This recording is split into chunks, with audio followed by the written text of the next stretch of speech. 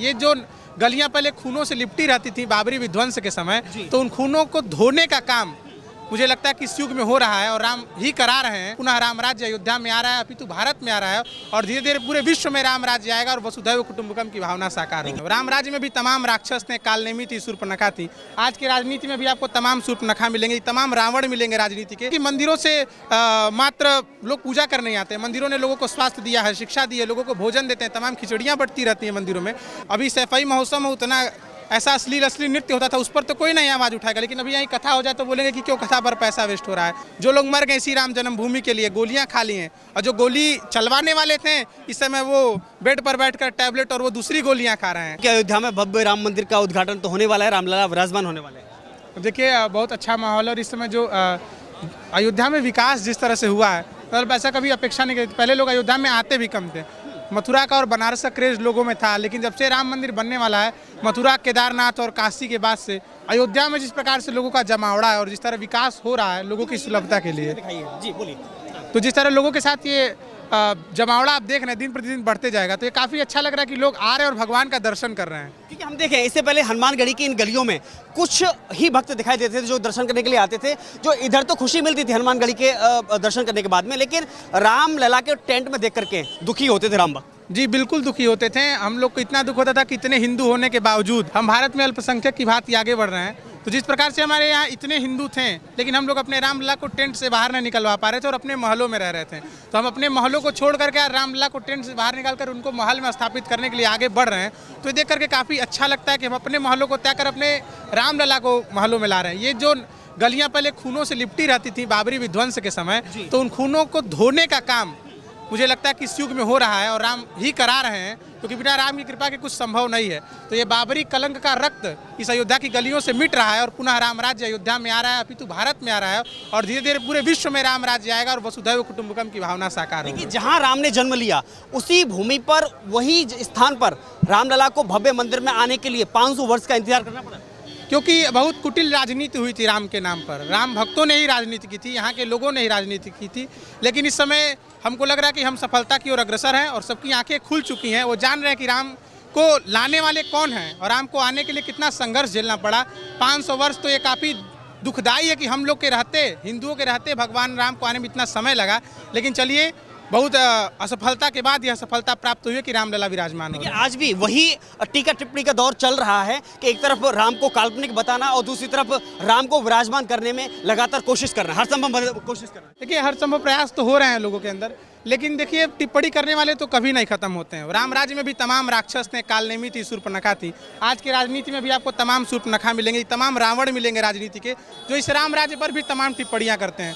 तो उन लोगों को खारिज करते हुए सिरे से और पुनः राम राज्य की ओर आगे बढ़ना पड़ेगा और राम का ध्यान करना पड़ेगा और दुष्टों का विनाश करना पड़ेगा। आरजेडी के नेता आज भी एक बात कहते हैं कि मंदिर निर्माण उस गुलामी के मार्ग को दर्शाता है जो दिखाई गई थी पहले। देखिए उन लोगों को क्या पता है, भारत में सबसे अधिक गुरुकुल चलते थे और बस ब्राह्मण ही नहीं, वैश्य भी पढ़ते थे, क्षत्रिय भी पढ़ते थे। अभी ये सबसे अधिक मंदिर, अभी आप जाइए तो कितने जगह आपको मुफ्त भंडारे मिलेंगे, अभी नहीं हमेशा से चलते हुए आ रहे हैं। तो आपको ये नहीं समझना चाहिए कि मंदिरों से मात्र लोग पूजा करने आते हैं। मंदिरों ने लोगों को स्वास्थ्य दिया है, शिक्षा दी है, लोगों को भोजन देते हैं, तमाम खिचड़ियाँ बढ़ती रहती हैं मंदिरों में। तो उनकी ये तुच्छ मानसिकता है जो कभी मंदिर गए ही नहीं, क्योंकि राम से हम लोग बस सामने से देखते हैं, वो आस्था के प्रतीक है हमारे। मंदिरों से गुरुकुल चलते हैं, मंदिरों से स्वास्थ्य संबंधी इतने पटना का मंदिर है, देखिए यहाँ मावा राम मंदिर में भोजन मिलते रहते हैं, अभी नहीं 365 दिन मिलते रहते हैं। हाँ, अस्पताल बनते रहते हैं। तो मंदिरों से मात्र दक्षिणा लेकर के पंडित पंडा नहीं खाते हैं, लोगों के विकास में काम होता है। राम हमारे आराध्य हैं, राम लोगों के आराध्य हैं। अब राम मंदिर से भी तमाम ऐसे न्यास बनेंगे जो लोगों के विकास के लिए काम करेंगे। तो उनकी गंदी मानसिकता है कि वो नहीं समझ पाते हैं कि मंदिरों से क्या क्या हो रहा है। और भी कह रहे हैं कि राम मंदिर के निर्माण में इतने हजारों करोड़ का क्यों व्यर्थ करना, बेहतर होता कि समाज के विकास के लिए इस पैसे को लगाया गया। तो आरजेडी के नेता कह रहे हैं जो अपने बेटे और बेटियों की शादी में करोड़ों करोड़ों की बोतलें खुलवा देते हैं, वो राम के मंदिर बनने पर ऐसी टिप्पणी क्यों करते हैं?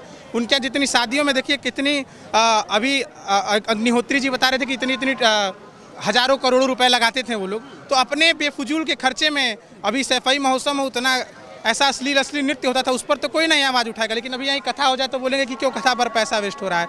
तो गलत चीज़ों पर पैसे वेस्ट होने के अलावा सही चीज़ों पर हो रहा है, सही चीज़ों पर उसका सदुपयोग हो रहा है, ना कि बुरी चीज़ों पर दुरुपयोग। तो लोगों को मिर्ची लग रही है, तो उनकी गंदी मानसिकता है। वैसे कालनेमियों को वैसे ही वो उसका हनुमान जी संभालेंगे। हनुमान जी वहाँ देख रहे हैं, राम जी के हमारे क्षेत्रपाल हैं, तो हनुमान जी संभालेंगे। उन लोग अपने गदा से जहाँ उचित स्थान देना रहेगा देंगे, वैसे भी मिल रहा है। अभी तो कुछ 80-90 हैं, कुछ दिन में 1-2 हो जाएंगे, खत्म हो जाएंगे। तो वो उसी का परिणाम है, जैसा गलत सलत बोलेंगे तो वैसा परिणाम पाएंगे। हनुमान जी परिणाम दे भी रहे हैं। आज से लगभग 30 वर्ष पहले बाबरी के निशान अयोध्या से मिट गए, लेकिन आज भी बाबरी के लोग, कुछ लोग दुआ कर रहे हैं। और अगर बात करूँ शफीकुर रहमान जैसे लोग कहते हैं कि 22 तारीख को जिस दिन उद्घाटन होगा राम मंदिर का, उसी दिन हम अल्लाह से दुआ करेंगे बाबरी मस्जिद के लिए। देखिए, वो दुआ करते रहें, जिस तरह बाबरी धुआं हो गई, वो भी लोग धुआं हो जाएंगे, समय नहीं लगेगा। तो उनके धुआं होने का भी समय आ गया। बाबरी तो धुआं हो गई, कलंक मिट गया अयोध्या जी से। रक्त की बूंदें अयोध्या जी की गलियों में थी, वो सारी खत्म हो गई। राम राज्य वापस आ रहा है, इसी मार्ग से राम चल करके आएंगे, पूरे विश्व में राम राज्य प्रसारित होगा। तो उनके बोलने से कुछ नहीं होने वाला है। धीरे धीरे आप खुद देख रहे हैं कि किस तरह खत्म हो रहे हैं, धीरे धीरे सब खत्म हो जाएगा। उनके टिप्पणी से कोई मतलब नहीं है। हाथी चलती है तो कुत्ते भोंकते रहते हैं, कबीरदास जी कहते हैं।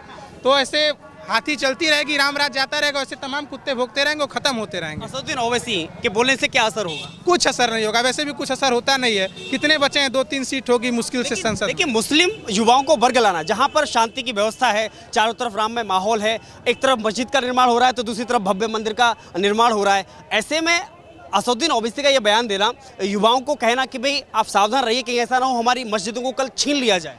देखिए, वो उनका काम है बरगलाना। राम एक के नहीं है, राम सबके हैं। राम तो धर्म के विग्रह हैं। वाल्मीकि की रामायण में लिखा गया, रामो विग्रहवान धर्म। राम ने जो किया वही धर्म है। राम किसी धर्म के नहीं, राम सबके हैं। राम ने तो सबके कल्याण की बात की है। अनेक मुस्लिम संत हुए, अभी कृष्ण के देख लीजिए, राम के देख लीजिए। तो राम किसी एक धर्म के नहीं है। जो उनकी शरण में आ गया वो राम का हो गया। लेकिन इन दुष्टों को क्या पता कि उनको क्या करना है राम के साथ। राम का सदुपयोग करिए, राम का ध्यान करिए, राम को भजिए, राम आपको हाथ पकड़ने के लिए आ जाएंगे राम। तो उनको नहीं समझ में आना चाहिए, युवाओं को इसमें बरगलाना नहीं चाहिए। युवा तो सब अपने ही हैं, सबके राम है। किसी बस हिंदू के राम नहीं है, मुसलमान के भी राम है, सबके राम है। और सबको हर्ष स्वीकार करना पड़ेगा कि राम अयोध्या आ रहे हैं। और 22 तारीख को सबको उत्सव मनाना पड़ेगा। सबसे बड़ी दीपावली 500 वर्षों बाद अयोध्या में होनी चाहिए। अयोध्या में के साथ में पूरे देश भर में दिवाली की तैयारियां कैसी मानते हैं? बिल्कुल अच्छी मानते हैं। और मुझे लगता है कि 500 में सबसे निवेदन भी मैं करता हूं कि 500 साल में जितनी अच्छी दीपावली आप लोग नहीं मनाएं, उससे अच्छी पहले घर में 1 रंगोली बनाते थे, इस बार 10 रंगोली बनाइए। 100 दीपक जलाते थे, 200 जलाइए। 500 वर्षों में समझिए कि हमारे पूर्वजों का स्वप्न साकार हो रहा है। अशोक सिंघल जी आपके घर आ रहे हैं। जितनी परंपराएं पुरानी चली हैं, जितने हमारे कारसेवक हुए, कोठारी बंधु, उनके बलिदान को याद करिए। 100 की जगह 200, अगर 200 जलाते थे दीपावली में तो 500 जलाइए। 500 वर्षों की एक श्रृंखला को पूर्ण करिए और अब की बार पुनः दीपावली मनाइए 22 तारीख को। बलिदानियों को शायद यही सच्ची श्रद्धांजलि हो। बिल्कुल, उनको श्रद्धांजलि होगी। राम मंदिर बन रहा है, राम किसी राजनीतिक पार्टी के नहीं है, पहले तो ये भी समझना चाहिए। राम सबके हैं, तो उनके लिए सबसे अच्छी श्रद्धांजलि है। जो लोग मर गए इसी राम जन्मभूमि के लिए, गोलियां खा ली हैं, और जो गोली चलवाने वाले थे इस समय वो बेड पर बैठकर टैबलेट और वो दूसरी गोलियां खा रहे हैं। तो देखिए, राम सबको धीरे धीरे ही होगा। सब का कोई जल्दी जल्दी कुछ काम नहीं होता। ये सोई जो राम रची रखा, जो राम रच के रखे वही होने वाला है। वो तो उस समय उनका समय था, राक्षसों का समय था, पुनः राम का अवतरण हो रहा है। भाई प्रकट कृपाला दीन दयाला, तो राम फिर से प्रकट हो रहे हैं और फिर से उन दुष्टों का विनाश होगा। अभी प्रदेन सुरसंत हितलिन्य मनुज अवतार, तो फिर से ब्राह्मणों की, गौ की, संतों की, सबकी रक्षा के लिए राम अवतरित हो रहे हैं और उन दुष्टों का संहार करने के लिए तैयार है। तो उनकी टिप्पणियों से कोई ध्यान नहीं देना चाहिए। जिन लोगों ने राम को काल्पनिक माना था वही आज कह रहे हैं कि हमें निमंत्रण नहीं मिला है कार्यक्रम। देखिए, भगवान राम के मंदिर के लिए किसी को निमंत्रण नहीं मिलना चाहिए। इधर जितने लोग आ रहे हैं किसी को निमंत्रण नहीं मिलेगा। 22 के बाद जो लोग आएंगे किसी को निमंत्रण नहीं मिलेगा। तो जो राम को काल्पनिक बताते तो खुद अब कल्पना के लिए हो गए हैं। तो उन लोगों का तो विनाश संभव है। किसी को मंदिर में आने के लिए निमंत्रण नहीं मिलता है। भगवान के पास तो बाल हट करके जाना पड़ता है कि हम आपके, हमको संभालिए। निमंत्रण की कोई आवश्यकता नहीं है, सबको आना चाहिए। तो इसलिए जिसको आना होगा वो किसी तरह आ जाएंगे, किसी उपक्रम से आ जाएंगे। निमंत्रण पत्र की आवश्यकता ही नहीं है किसी को आने के लिए। तो जिसके राम हैं, जो राम को अपना समझता है, जिसके राम हैं, वो खुद ब खुद चल के आ जाएगा। किसी निमंत्रण की आवश्यकता नहीं है। आज महसूस हो रहा है एक वोट की ताकत का एहसास हो रहा है। बिल्कुल हो रहा है, सबको होना चाहिए। जो सबसे पहले मैनिफेस्टो में था, लाल कृष्ण आडवाणी जी ने जो यात्रा निकाली, आज वो यात्रा साकार हो रही है। तो ये देखने को बिल्कुल मिलना चाहिए कि वो एक वोट की कीमत तो सबको पता चल रही है। तो इसलिए बात बहुत अच्छी है कि मोदी जी, योगी जी के उपक्रम से वो एक मार्ग प्रशस्त कर रहे हैं। वो राम सेतु के वो धीरे धीरे पत्थर है जिस पर राम चल करके आ रहे हैं। तो ये बस मोदी योगी जी की श्रृंखला नहीं है, 500 वर्षों से चली आ रही श्रृंखला है। तो इसमें तो एक अंतिम पत्थर का काम मोदी योगी जी ने किया है कि इस श्रृंखला को पूर्ण करने का काम उन्होंने किया है। तो इसके लिए तो सराहना के पात्र, और हम सब सराहना के पात्र है कि हम लोगों ने अपने मताधिकार का प्रयोग करके उनको चुना और इस समय राम मंदिर बन रहा है। कुछ लोग तो ये भी कह रहे हैं कि मोदी इसका श्रेय लेना चाह रहे हैं, बल्कि कोर्ट के आदेश पर मंदिर का निर्माण हो रहा है। कोर्ट का आदेश तो पहले भी आ सकता था, लेकिन दुष्टों ने रोड़ा लगा दिया। मैंने आपको कहा ना कि राम सेतु के बीच में जो अटकलें थीं, उस राम सेतु को पूर्ण करने की अंतिम श्रृंखला का काम मोदी योगी जी ने किया। तो अंतिम श्रृंखला, वो अंतिम पत्थर रखना बड़ा मुश्किल था कि उस पत्थर पर रख के राम वापस आए। तो कोर्ट का फैसला तो आने वाला था, लेकिन वो पत्थर जो बीच में रखना था वो मोदी योगी जी ने किया। तो श्रेय नहीं लेना है, वो तो एक राम के द्वारा भेजे गए दूत हैं जिनके साथ राम आ रहे हैं पुनः अयोध्या में। तो इस श्रेय लेने की बात नहीं, तो उनके भक्त हैं, उनकी कृपा से सब हो रहा। बिना राम की कृपा के कुछ संभव नहीं है। विराजमान होने वाले हैं राम टाट से ठाट में आने वाले हैं। बिल्कुल, अब ठाठ में आने वाले हैं। वो तो थे ही ठाठ में, कुछ लोगों के कारण आ गए थे तिरपाल में, लेकिन फिर अपने राजा राम महल में विराजने वाले हैं। और जब महल में विराज जाएंगे तो पूरी जनता खुशहाली में हो जाएगी। क्या नाम है आपका? राजवर्धन। क्या कहेंगे आज विराजमान होने वाले हैं रामलला? सबसे पहले तो हम अवध में हैं, कहे भाई कुछ नहीं है, बस ये कहेंगे जय श्री राम। जी, इतना ही काफी है आज के लिए। जी इतना ही बहुत काफ़ी है। और जितना लोग चाहते रहे कि मंदिर ना बनी, उनके लिए भी इतना बहुत काफ़ी है। एक वो दौर था कि जब जय श्री राम का अगर नारा लगाया अयोध्या के अंदर तो हिरासत में लिया जाता था, जेल के अंदर ठूस दिया जाता था। लेकिन आज अयोध्या की हर गली, हर वो दीवार, हर वो पोस्टर राममय हुआ है। जी बिल्कुल हुआ। वही तो मैं कह रहा हूँ कि देखिए, युग परिवर्तन होता रहता है। मैं कह रहा हूँ ना कि राम पुनः अवतरित होने वाले हैं। तो जो रक्त थे, जो साधु संतों पर गोलियां चली थी, साधु अवज्ञा करू फल ऐसा, जरहि नगर अनाथ कर जैसा। तुलसीदास जी ने लिखा ना कि साधु की अवज्ञा जो करते हैं, उनका नगर अनाथ की तरह धू धू करके जल जाता है। तो उनका नगर जलने दीजिए। नगर जल रहा है, दिमाग जल रहा है, सत्ता जल रही है, सीट जल रही है। जहाँ बैठते थे, मुझे तो लगता है कि कुछ दिन में एकदम सफाया ही हो जाएगा। तो जो साधुओं के ऊपर हत्या करते हैं, जो साधुओं पर गोली चलाते हैं, जो कारसेवकों पर गोली चलाते हैं, जो राम भक्तों पर गोली चलाते हैं, जो हनुमान थे कलयुग के, उन पर गोली चलाते हैं, तो उनका तो विनाश संभव है। उनके लिए कुछ नहीं होने वाला है। सभी दिवाली मनाने के लिए तैयार हैं।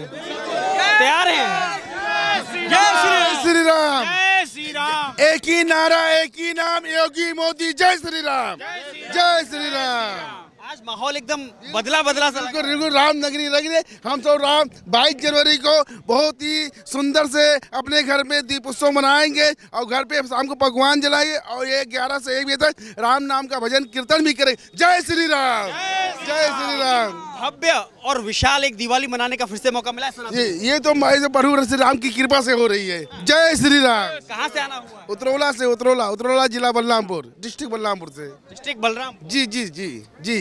एक वो दौर था कि अयोध्या में जो आया, जिसने जय श्री राम का नारा लगाया, समझो जेल गया। वो तो समय तो बीत गया, वो तो बीत गया। अब वो पुरानी बातें जारी। अब नए दौर में नया जनरेशन आने दिए। जय श्री राम।